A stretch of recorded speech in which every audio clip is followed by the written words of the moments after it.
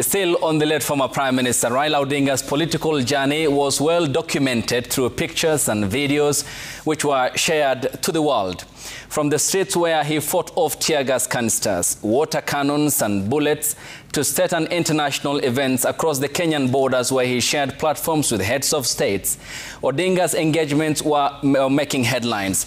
A once-in-a-lifetime opportunity, but also a risky affair for the men and women who dedicated their lives to covering Kenya and Africa's political giant. Our reporter Gatete Njoroge spoke to Evans Ouma, who worked as Raila Odinga's official photographer between 2015 and 2018. From what I can remember, Jacom was a very welcoming person. He was a very generous human being. He was a very in touch with the people.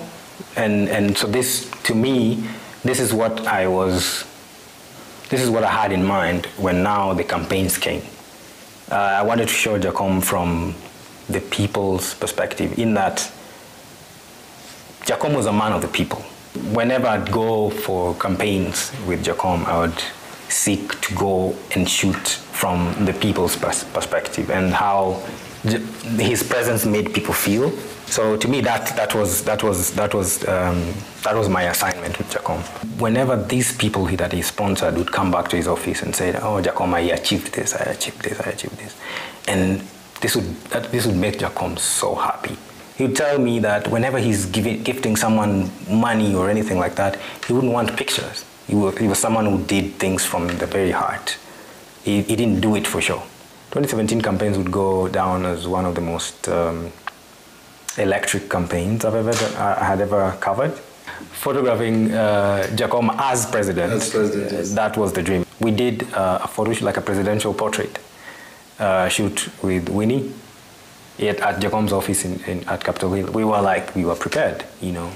Like this was the picture that was going to be shown now, hung around in businesses and government offices. Seeing him after the nullification of the election, I had never seen him that happy. You know, Jacom was fist pumping in the air, he was laughing, he was hugging everyone, and he said, you know, democracy has finally won. He was very excited about that. His homecoming from the UK, that was the most brutal shoot I've ever been to, like I've ever covered. The police were relentless with the tear gas and the water cannon. He was a very, very brave man. Because whenever we'd call out for protest, and the police would barricade everywhere, like you cannot pass, we would go. Like you'd realize that it doesn't bother him. He doesn't fear. Jacom is very comfortable while flying. Like even the turbulences doesn't bother him. The swearing in, we never thought it would happen, or even if it happened, we never thought it would be that significant. We were fearing that he would get arrested or he would be, you know, jailed or something like that, charged with treason and all that. And I think after that there was a lull. There was a lull at some point. Anyway, fast forward to 2 months later, we have his director of communication sends me a text and tells me, "You need to be at the office at 7 tomorrow. We're going somewhere, but do not tell anyone." Back then, I had no idea where Uhuru's office was. I didn't know it was around the house because I had never covered anything presidential. So we drive down and we arrive at this office. They never allowed anyone to take pictures because I think they kept it a secret for a reason. Because if the public knew, there would be like a mini rally outside. I think it was a relief at the office. It was like we all breathed a sigh of, you know. I think I left like 3-4 months after the handshake.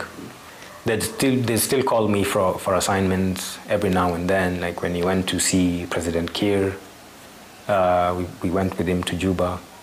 For us, people who worked with Jacom and shared so much, it's one of those things you wish you'd wake up from, like a bad dream you'd wake up from. I went to his grave, and I took a picture, and the writings are Raila Odinga, and it's written in past tense. Sad to say I'm on my way, won't be back for many a days. My head is down, my head is turning around, I had to love every little girl in Kingston town.